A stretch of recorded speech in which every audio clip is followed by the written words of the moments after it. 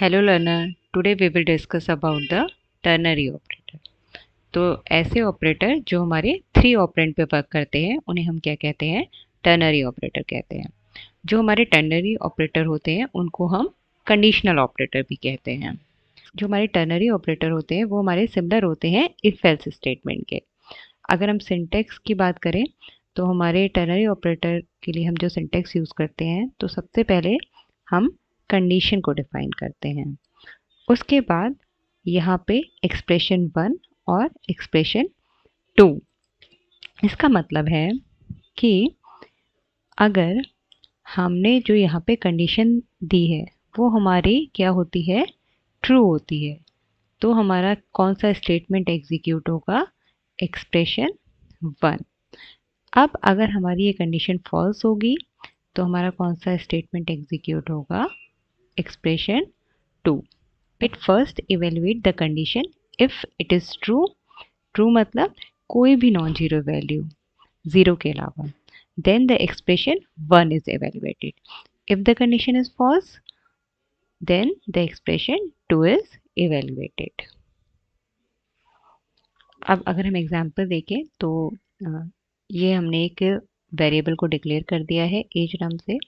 हम यूज़र से एज को इनपुट लेंगे। अब यहाँ पे हमें चेक करना है कि अगर हमारी एज या तो इक्वल या ग्रेटर 18 होगी तो हम क्या वोट के लिए एलिजिबल है, अदरवाइज हम वोट के लिए एलिजिबल नहीं है। तो हमने सिंटेक्स क्या देखा था? सबसे पहले हम क्या देते हैं? कंडीशन डिफाइन करते हैं। तो ये क्या हो गई हमारी कंडीशन। कंडीशन हो गई हमारी age is greater than and equal to 18। अगर ये ट्रू होगी तो क्या हो जाएगा? हमारा प्रिंट हो जाएगा यू कैन वोट। और अगर ये कंडीशन हमारी फॉल्स हो गई तो हमारा क्या प्रिंट होगा? You can't vote. अगर हम दूसरा एग्जाम्पल देखें तो सपोज करिए हमें दो नंबर में से लार्जेस्ट नंबर को फाइंड आउट करना है।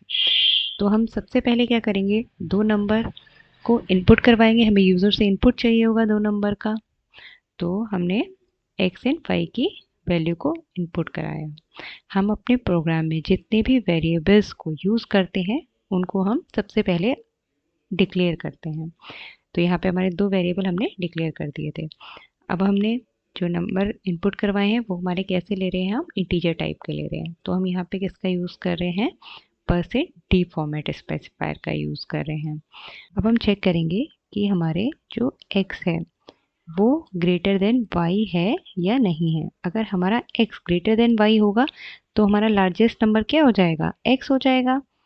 एल्स हमारा लार्जेस्ट नंबर क्या होगा? 5 हो जाएगा। तो यहाँ पे क्या, इस कंडीशन को चेक किया। तो सबसे पहले हम कंडीशन लिखते हैं, फिर हमारा क्वेश्चन मार्क आता है, फिर हमारा एक्सप्रेशन 1 आता है। तो इसके ट्रू होने पे हमारा लार्जेस्ट क्या होगा? x होगा। और अगर ये कंडीशन फॉल्स हो जाएगी तो हमारा लार्जेस्ट नंबर क्या होगा? y। उसके बाद इसका जो रिजल्ट आएगा उसे हमने क्या किया है? एक मैक्स नाम के वेरिएबल में स्टोर करा दिया है।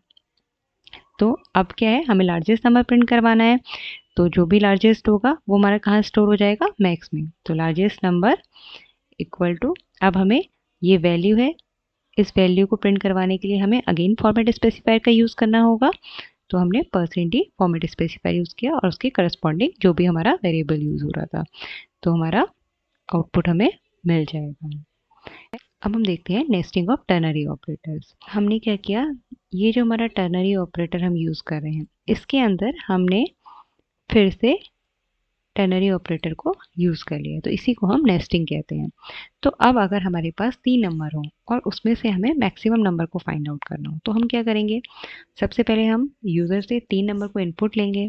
ठीक है, तो हमारे तीनों नंबर इंटीजर टाइप के होंगे, तो हमने क्या इनपुट ले लिया ये। उसके बाद हम क्या चेक करेंगे? हमारा सबसे पहले x is greater then y है। अगर देखो हमारा x ग्रेटर देन y होगा, ठीक है, तो हमारा क्या होगा? x ग्रेटर हो जाएगा। ठीक है, अब हमारा x जब ग्रेटर होगा तो अगर हमारे पास 3 नंबर होंगे तो हम चेक करेंगे कि वो जो x है क्या वो हमारे तीसरे नंबर से भी ग्रेटर है या नहीं है।